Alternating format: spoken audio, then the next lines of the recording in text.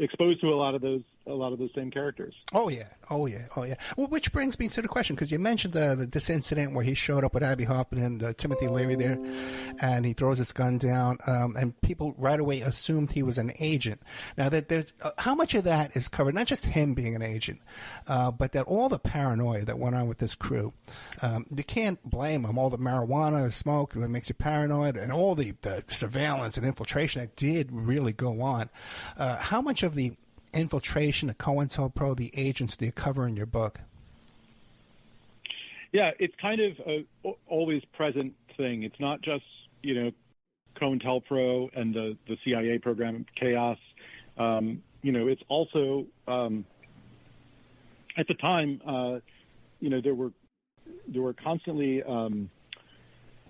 stories coming out that say the U.S. Army was surveilling citizens. There was the Church Commission. So there were, as the 70s progressed, not only were people getting paranoid because of maybe their illegal activities or maybe whatever they were smoking, but also they were consistently being reminded that that there were in fact government agents who were trying to go after them. And so I think that's a huge part of the book is really what that especially during the Nixon years, what that kind of government surveillance and repression did to the psyches of all of these people. I think it's been said before, but really, COINTELPRO was maybe not even most effective as a way to, throw people in jail or get them in front of grand juries. It really just made everyone so freaked out that they suspected everyone else of being an agent or compromised in some way. So I wanted to talk about, that that environment that was so pervasive throughout those years. Yeah. So so people who were making the allegation that Forçade might have been an agent, because when you look back, and you see Forçade driving around in stolen cars all the time, carrying weapons and tons of marijuana stashed all over Manhattan, and everybody getting away with all this. What do you make of all that? Yeah, it's very easy to sort of present this story of a guy who's clearly working for the government. I mean, he comes on the scene with this assumed name. His real name was Gary Goodson. Right. He was from Phoenix, Arizona. But he comes on the scene. No one's ever heard of this guy. He has no background in the movement, as they call it.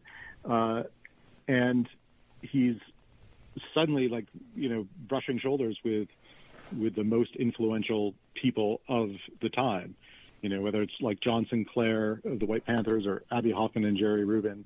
So he's got this access to all these people. Then he starts microfilming with Bell and Howell all the different underground newspapers. There are several government agencies which then have subscriptions to the underground newspapers, and they've got their hands on all that. So the people who worked with Forçade at the Underground Press Syndicate even said, well, I couldn't understand, if he wasn't, an agent, why would he be doing this?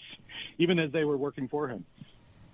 So, then as his drug business kind of increases, then a lot of people question, well, why didn't he get arrested? Yeah. And in fact, I could not get any DEA or BNDD, the predecessor agency. I could not get any files through FOIA on Tom Forçade. There were also allegations that he had plotted to assassinate Nixon in 1972, and so this is talked about in his FBI files, and the Secret Service is, part of this conversation. But I could not get any Secret Service files either. On top of that, there are always the people who say, well, high times, that's a perfect way to get mailing lists of all the people buying drugs or drug paraphernalia. How suspicious, could it be? So these are some of the reasons. And I guess there's also a very key thing. He also picked fights with all the other people on the left. That said, I did not find anything to prove that he was an agent. I'm not sure I believe he was. I think one really plausible theory might be that he was trying to play both sides of the fence. Maybe he thought he could, beat government agencies at their own game. But there are tons of circumstantial things that definitely make you stand back and say, what's going on?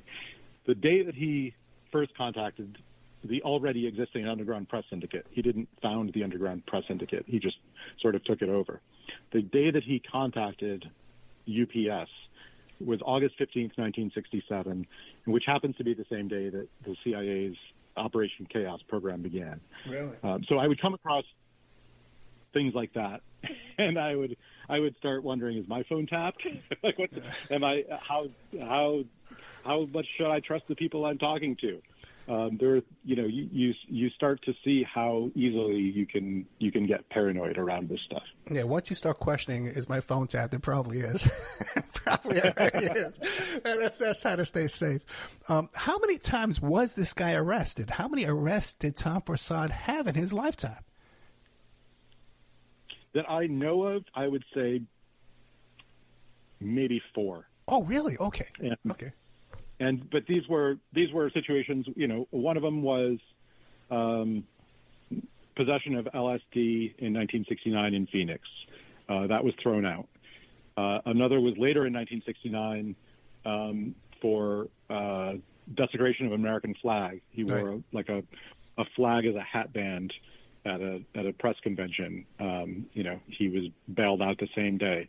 Those charges were dropped. The biggest one is a 1972 firebombing charge. That was on the last day of the Republican National Convention in 1972. His truck was pulled over. He was arrested for a traffic charge. And then months later, the candles that had been in his vehicle were cited as evidence that he had plotted to blow something up. And that actually got to trial, but was thrown out pretty quickly. I think it was after that arrest that Forçade really stopped trying. In Palm Beach down there, it's just like, how does that happen, Yeah. Jerry Lefcourt was representing Abby Hoffman when Forçade and Abby Hoffman were fighting about, who owed who what for Steal This Book. And so Jerry Lefcourt remembered Forçade as a very weird, antagonistic individual, not surprisingly. Oh, so you did interview Lefcourt about the book? I did. I talked to him. Yeah. Okay, great. I got to get this book, man. I got to get this book. People can check it out. There's a chapter in Rolling Stone. Check that out. But if you want to meet Sean Howe in person, check him out. October 2nd, he's going to be in Los Angeles at the Stories Book and Cafe. And then on October 6th, he's going to be in Phoenix. But then again, October 10th, he's going to be, what is that, upstate New York? Andy's, New York? Andy's, New York is far upstate in the Catskills, yeah. And once again, you could find him on Twitter at Sean Howe, HOWE, SeanHowe.com. And the book is called Agents of Chaos. Sorry? Oh, I was just jumping in to say Agents of Chaos. Yeah, Agents of Chaos, Thomas King Forçade, High Times, and the Paranoid End of the 70s. Why don't you get into that whole story about Steal This Book? Because the joke is that Abby stole the book. Okay, so why don't you get into the whole story? I have an autographed copy, too, of Abby Hoffman signing an autographed copy of Steal This Book. If anybody wants to make me an offer, I'm open. Okay, but tell us the story about that, about the controversy of Steal This Book. Yeah, so it's a pretty complicated story, but I'll try to give the overview, which is Abby Hoffman had kind of compiled this book of, if you've read this book, you know. It's a great book. But it's kind of a resource for people to, get free food, get free everything, how to, beat the fuzz, I think there's some phone freaking stuff in there, how to get free phone calls. So it's like a source book for how to break the law. It's like a mostly nonviolent anarchist cookbook, I guess. So Forçade was brought on to work as an editor on it, to be the editor of it, and to help use his Underground Press distribution network to get the book in the hands of people. At one point, Abby Hoffman did not want to go through the major publishers. He wanted to try to just go through an alternative distribution system. So Forçade did some editing on the book. He also contributed. He wrote some of the content, and then they had a fallout over money, and Forçade threatened a lawsuit. The people around them kind of huddled and said, why don't we keep this out of the courts and we'll do kind of a people's tribunal. We'll get some people we trust and we'll have a hearing in the basement of this church and we will make a judgment as to who owes who what. So this got play in like the New York Times and the New York Post and the Daily News and all the national news magazines. It was a big deal that like Abby Hoffman was, being sued by another counterculture figure for ripping him off. But the long-lasting effect of this trial, which, kind of the outcome was sort of muddled, and I think, one of them paid some money and one of them paid. I think the Abby ended up giving Forçade like free books that he could then sell. It was kind of a draw, but the real outcome of this was that Forçade really began to hate Abby Hoffman, and this is sort of like the seed of the forming the Zippies, and so the Yippies had famously said don't trust anyone over 30, and the Zippies were saying don't trust the Yippies. So this was kind of all happening, with the backdrop of the McGovern-Nixon campaign. And the Zippies were saying, these guys have endorsed McGovern, they're sellouts.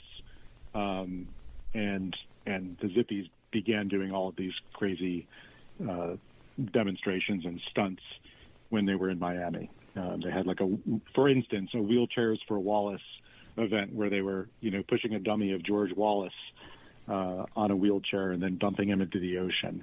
They stole a portrait of Lyndon Johnson from the convention center and kind of vandalized that and carried it around. They were really going after as much media attention as they could get and really trying to infuriate as many people as they could. What about because the Zippies were like more of aggressive, I guess you might call it, than the old timer Yippies. Okay, much more street fighters than the Yippies were. Were portrayed as peaceniks, the Yippies, than the Zippies later on, a little more active. But the thing is that there was just so much smuggling and dealing and distribution going around this whole crowd. So I can kind of see how someone like Forçade could come in with his background and all that kind of power and money and influence and being able to manipulate people in the drug business could come in and take over, which Abby was doing too as well. They were all dealing. Yeah. Yeah. Now, what... And Forçade... Go ahead. Oh, sorry. Okay. I was just going to say that Forçade really sort of was kind of innovative in that world as well. He started, what he called smokies. A friend of his had I guess invented this concept, but these were basically dispensaries, illegal dispensaries of the 1970s. I guess their roots, can kind of go back to like tea pads in Harlem